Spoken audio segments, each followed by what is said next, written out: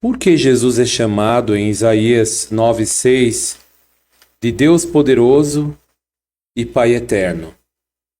Muitas pessoas acham que, mostrando esse texto, ela consegue provar que Jesus é o próprio Deus, o Criador do universo e que veio em forma humana, como dizem alguns, tivesse encarnado em forma humana e nascido de uma virgem judia.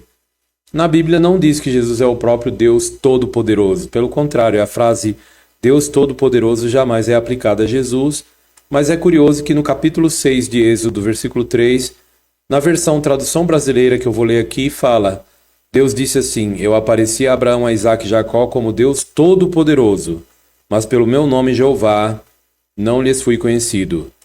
Então, na Bíblia, o único que é chamado de Todo-Poderoso é Jeová, de acordo com a versão tradução brasileira, e outras centenas de versões que colocam o nome de Deus aqui, como a tradução da Bíblia, tradução do Novo Mundo da Bíblia Sagrada usada pelas testemunhas de Jeová. De fato, nos textos em hebraico aparece o nome de Deus aqui. Então, no caso, a pergunta ainda fica no ar. Por que então alguns apresentam o texto de Isaías 9,6 para querer dizer que Jesus é o próprio Deus Todo-Poderoso? Será que chamar Jesus de Deus Poderoso coloca ele no pé de igualdade com Jeová? Bom, ao analisarmos a Bíblia, percebemos que a palavra Deus ela pode ser aplicada até a humanos. Por exemplo, quando nós lemos o texto de Salmos 82, verso 6, lá fala dos juízes e diz que eles são deuses, vós sois deuses, diz o texto. Por que eles eram chamados de deuses pelo salmista? Visto que a Bíblia é a palavra de Deus, nós temos que ter resposta a essas perguntas.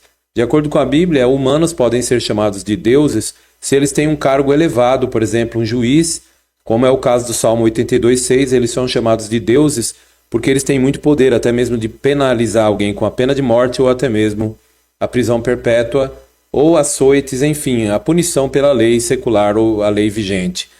Da mesma forma, Moisés, quando foi comparecer perante Deus lá e falar com Deus, foi designado naquela ocasião no Monte Sinai. Quem não lembra da sarça ardente, do arbusto que pegava fogo, mas não se consumia? Então, naquela ocasião, Deus disse para Moisés, pouco tempo depois: Vê, Moisés, eu te faço Deus para Faraó. E no hebraico realmente usa a palavra Deus, Elohim, Lá fala, Netaticha Elohim, eu te faço Deus. Será que ele, Moisés, era o próprio Criador? Não. Mas então por que ele foi chamado de Deus? Porque a palavra Elohim, Deus, significa poderoso, ou um ser muito forte. Então, quando aqui em hebraico chama Jesus de Deus poderoso, ou seja, não quer dizer que ele é o todo-poderoso, mas alguém que tem muito poder concedido pelo Deus todo-poderoso, que é identificado na Bíblia de uma forma clara e inequívoca, como sendo apenas Jeová. Por exemplo, o texto do Êxodo 6,3 fala que Jeová é o Todo-Poderoso. Aí diz assim: apareci Abraão, Isaque e Jacó como Deus Todo-Poderoso, mas pelo meu nome, Jeová, não fui conhecido, não tinha dado a conhecer a eles. Quando nós abrimos também no texto dos Salmos 83:18, fica mais complicado a gente achar que Jesus é o próprio Deus Todo-Poderoso, quando a Bíblia diz que ele é apenas Deus poderoso, ou seja, ele é um Deus poderoso, é o que a Bíblia quer dizer. Porque quando você abre no texto de Salmos 83:18, o texto ele diz assim: veja como ele não cria a possibilidade de ninguém mais, a não ser o ser mencionado pelo nome de Jeová, ser o Todo-Poderoso.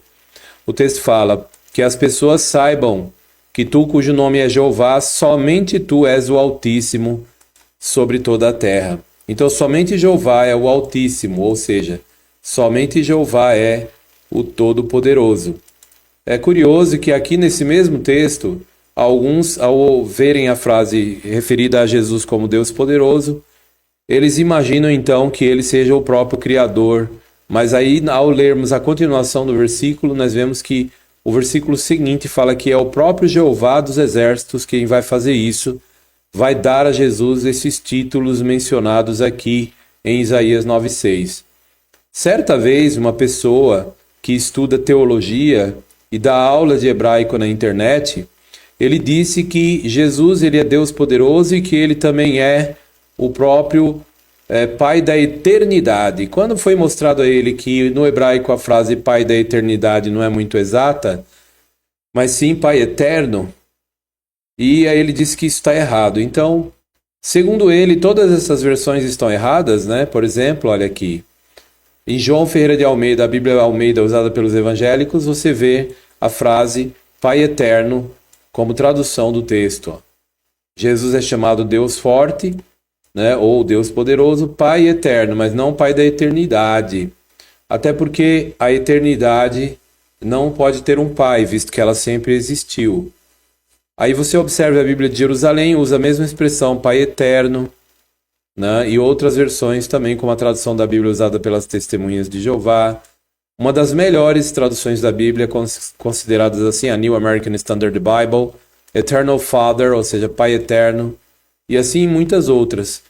É curioso que quando nós lemos uma passagem da Bíblia onde usa a palavra eterno, por exemplo, de acordo com o dicionário Brown Driver Briggs, falando sobre alguns textos, por exemplo, o texto de Abacuque 3:6, lá fala das montanhas eternas e usa a mesma palavra ad, em hebraico, usada em Isaías 9:6, quando fala que Jesus é, aí usa o termo Pai e em seguida a palavra ad, né? Avi ad, Pai eterno, não é eternidade. Porque aqui mesmo em Abacuque 3:6, ninguém vai dizer que as montanhas são as montanhas da eternidade mencionadas na Bíblia, porque as montanhas nem sempre existiram, visto que a Terra teve um início. Portanto, a tradução mais correta da palavra hebraica ad é, obviamente, eterno. Depende do contexto, mas nesse contexto é claro que se refere a algo que nem é eterno. Aliás, nem é de eternidade a eternidade. Teve um começo. As montanhas que existem na Terra. Então a palavra hebraica ad pode ser eterno, pode ser eternidade também, mas vai depender do contexto. E o contexto aqui de Abacuque não poderia colocar eternidade para as montanhas, entenderam, né? O mesmo acontece com outros textos. Por exemplo, Jó 19:24 fala sobre, veja só, as palavras de Jó que elas ficariam gravadas para sempre, ou eternamente, ad, em hebraico.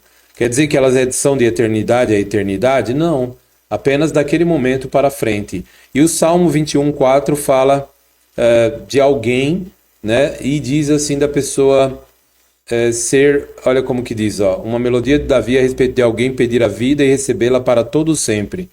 Fala de uma pessoa que vai receber a vida para sempre. Aí usa a palavra hebraica ad, a mesma palavra usada no texto de Isaías 9:6. Então, será que essa pessoa teria essa palavra, receberia a vida por toda a eternidade? Não, é apenas daquele momento para frente. Então, é curioso que aqui nesse artigo, por que Jesus é chamado em Isaías 9:6 de Pai Eterno? Você vai olhar, eu coloquei aqui, esse artigo é muito bom, você pode consultar ele. Eu coloquei a definição da palavra eterno. Veja só a definição, é muito importante saber pelos dicionários. Eterno é aquilo que não tem nem início nem fim, tá? Mas a segunda acepção é que tem começo, mas não tem fim. Portanto, nesse sentido, seria correto traduzir que Jesus é o Pai eterno, não o Pai da eternidade. O Pai da eternidade não se harmoniza com outras passagens bem conhecidas. Não se harmonizariam. Por quê? Porque, segundo a Bíblia, Jesus ele teve um Deus acima dele, ele tem um Deus acima dele. Por exemplo, aqui nesse artigo você vai ver que apresentam-se vários textos. Vou mostrar um dos primeiros aqui, analisados. É o texto de Efésios 1:17. E olha como diz: para que o Deus de nosso Senhor Jesus Cristo, o Pai da glória, vos dê um espírito de sabedoria no conhecimento exato dele. Então aqui fala de Jesus como tendo um Deus, o Deus de nosso Senhor Jesus Cristo, e que é o Pai. Então é óbvio que Jesus não é o Pai eterno, o Pai da eternidade, mas é o filho de alguém. Mas então por que ele é chamado de Pai?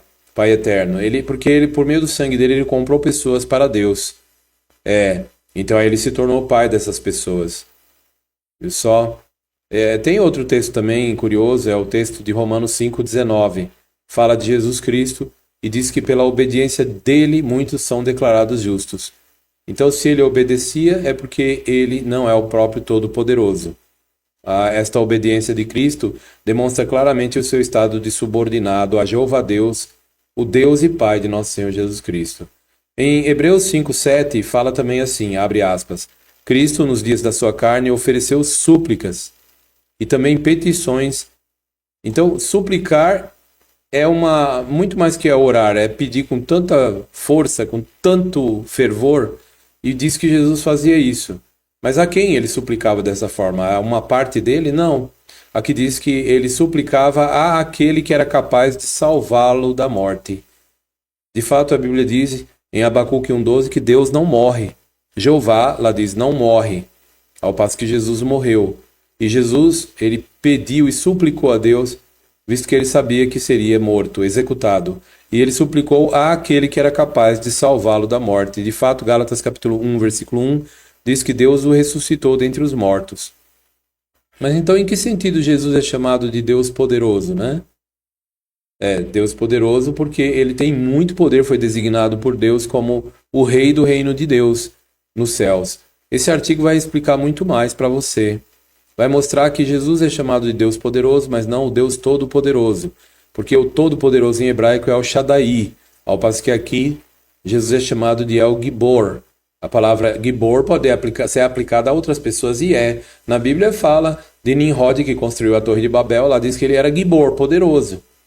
Então nós observamos que não só a palavra poderoso, como a palavra Deus, elas são usadas como substantivos ou adjetivos, no caso de poderoso, né? Deus é um substantivo, poderoso é um adjetivo. Elas são aplicadas a humanos. A palavra Deus é aplicada a Moisés, quando Deus falou para ele no Êxodo 7:1, vê Moisés, eu te faço Deus.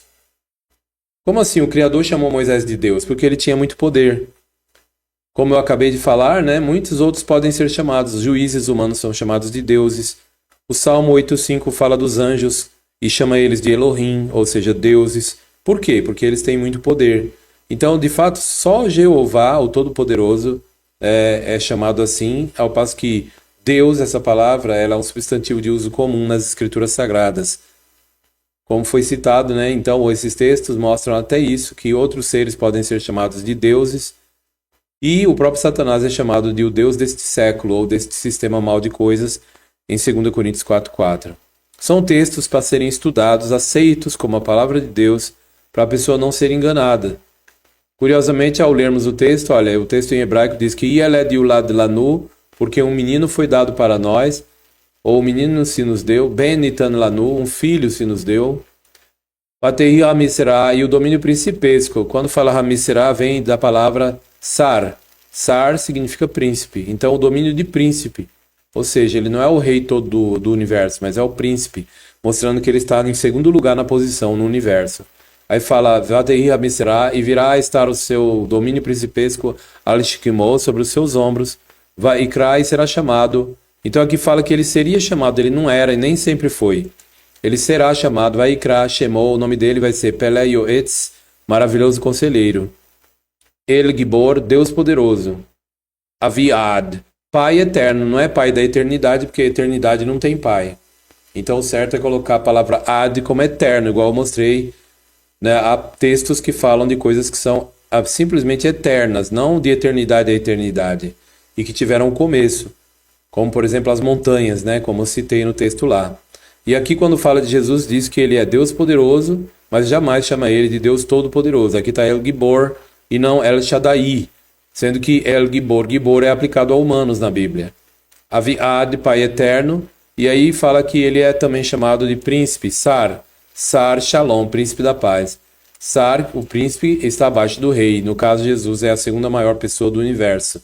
Continuando a leitura, o versículo 7 fala Hamisra, o Le Shalom, do seu domínio principesco, da abundância do domínio principesco, Le Marbe Hamisra, o Le Shalom, e da paz, em Ketz, não haverá fim, Al-Kisei David, sobre o trono de Davi, Al-Mamlacheto, e sobre o seu reino, Le Hachim, para estabelecer firmemente a ela, ou seja, a justiça, a paz, né? Otar, o Lesa'adá, e para firmar, né? Aqui, o estabelecer e firmar, né? Ela, ou seja, de uma maneira que ela vai ficar firme. Aqui foi traduzido assim, será estabelecido e amparado, né? No caso, amparar, Lesa'adá, e para amparar, Bemishpat, por meio do juízo, o Vitzidaká, e por meio da justiça, Atave Adolam, de agora e para todo sempre, Kineat Yehovah Tsevaot, o zelo de Jeová dos exércitos, Tasezot, fará isso. No versículo 7 mostra que quem vai fazer isso, que vai estabelecer firmemente e amparar a justiça e a paz por meio do reinado do príncipe, Jesus, é o próprio Jeová que fará isso. Então, continuando a leitura, porque tem que ler e entender o contexto, aqui mostrou que quem vai amparar, quem vai estabelecer firmemente, vai ser o próprio Jeová que vai fazer isso. Esse reino por meio do Messias. Mas aí o versículo 6 fala que também ele vai ser chamado de vários títulos. E quem fez isso, Jeová dos Exércitos, faria isso, diz o texto no versículo 7, que é o contexto imediato. Portanto, Jesus ele nem sempre foi chamado de Deus poderoso. Nem sempre Jesus foi chamado de príncipe. Ele passou a receber, e em Isaías capítulo 7, versículo 13, você vê que ele recebe esse principado. Ele não tinha. É isso mesmo. Por isso que você encontra aquela frase que Jesus fala, foi-me dada toda a autoridade, né? Mateus 28, 19 e 20, ele não fala foi-me dado todo o poder, não é isso. Lá está escrito autoridade, no grego exousia, e não o poder, dynamis. Então várias versões erram, né, sutilmente, acabam atrapalhando as pessoas. E também o texto que eu vou ler agora, né, ele mostra mais ainda esse ponto que eu estava falando aqui, né, ao lermos aqui que Jesus Cristo, ele é o príncipe da paz, ele foi conduzido para essa procissão celestial, num tipo de uma cerimônia, melhor dizendo. E você encontra essa cerimônia no texto de Daniel, né? E Daniel 7,13, você vê que ele recebe essas coisas de Jeová. O texto fala assim: continuei olhando nas visões da noite e vi alguém parecido a um filho de homem vir com as nuvens dos céus. Ele obteve acesso ao Antigo de Dias. Então o Filho do Homem aqui é Jesus e o Antigo de Dias é Jeová, o Deus Todo-Poderoso. E aí fala que ele, Jesus, foi conduzido à sua presença. Ou seja, Jesus compareceu diante de Deus e foi-lhe dado domínio. Foi-lhe dado honra, um reino. Aqui na parte que fala que foi-lhe dado domínio, é o domínio principesco. E quando fala que foi-lhe dado honra, então foi dado honra com títulos tais como Pai Eterno, porque ele comprou pessoas com a morte dele, com o sangue puro de Jesus Cristo, o sangue imaculado dele. Então ele comprou pessoas, passou então a ser pai deles. Por isso que é chamado Pai Eterno. E aí chama ele também de Deus Poderoso. Isso são honras. Príncipe da Paz, são honras. Então ele recebeu também um reino, ou seja, um domínio de príncipe, que é um governo. Então tudo isso mostra que ele recebeu, ele nem sempre teve. Foi-lhe dado, tá vendo aqui? Olha, foi-lhe dado o domínio, foi-lhe dado esses títulos. Por isso que no texto de Isaías 9:7 fala assim, né? Yehová Tsevaot, o próprio Jeová dos Exércitos, Sezot, fará isso, mostrando que o príncipe é Jesus e Jeová é aquele que deu tudo isso para ele.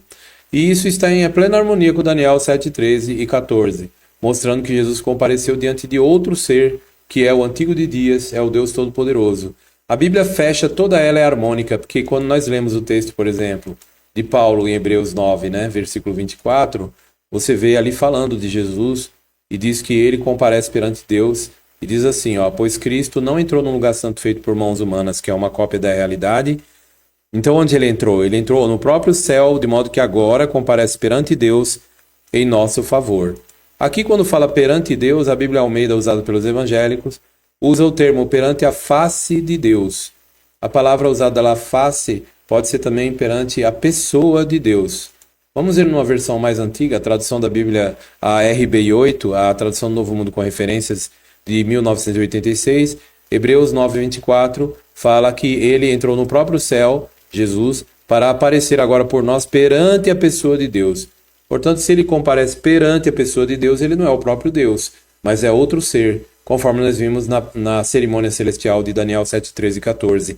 Portanto, o texto de Isaías 9:6, longe de mostrar que Jesus, ele é o próprio Deus Todo-Poderoso que veio ao mundo, não. Quando chama ele de Deus Poderoso, é apenas um título altissonante de grande valor que ele recebeu, de modo lícito, de modo coerente, como alguém que manteve sua fidelidade e ressuscitado dentre os mortos, ele agora tem tudo debaixo dos seus pés, tudo. Foi então colocado tudo debaixo dos pés de Cristo. Mas é como a gente tem que entender, nem tudo no 100%, né, no pleno sentido da palavra, tudo está debaixo dos pés dele, porque tem alguém que não está. Tem alguém que não recebe a ordem de Cristo de jeito nenhum. Pelo contrário, é dar ordem a Jesus. É aquele diante de quem ele comparece. 1 Coríntios 15, 27, deixei isso bem claro. E você pode anotar esse texto e olhar na sua Bíblia e tirar as vendas que está nos olhos, né? A venda que está no seu olho, caso você acredite na Trindade Católica. 1 Coríntios 15, versículo 27, fala assim: Pois Deus, que é Jeová, lhe sujeitou todas as coisas debaixo dos pés, isso é, dos pés de Cristo. Mas quando diz que todas as coisas foram sujeitas, é evidente que se excetua aquele que lhe sujeitou todas as coisas. Ou seja, claro está que se excetua aquele, que é o Deus Todo-Poderoso. O nome de Deus ele foi removido pelos evangélicos, não todos, não estou generalizando, mas alguns, né? Acabam removendo o nome Jeová das suas Bíblias, mas ele ocorre mais do que qualquer outro nome. É por isso que há essa confusão. Por isso o conselho que fica é: adquira uma Bíblia que é de confiança, que ocorre o nome Jeová, para você não confundir Jeová com Jesus, visto que Jesus é o Filho de Deus e Jeová é o Deus Todo-Poderoso.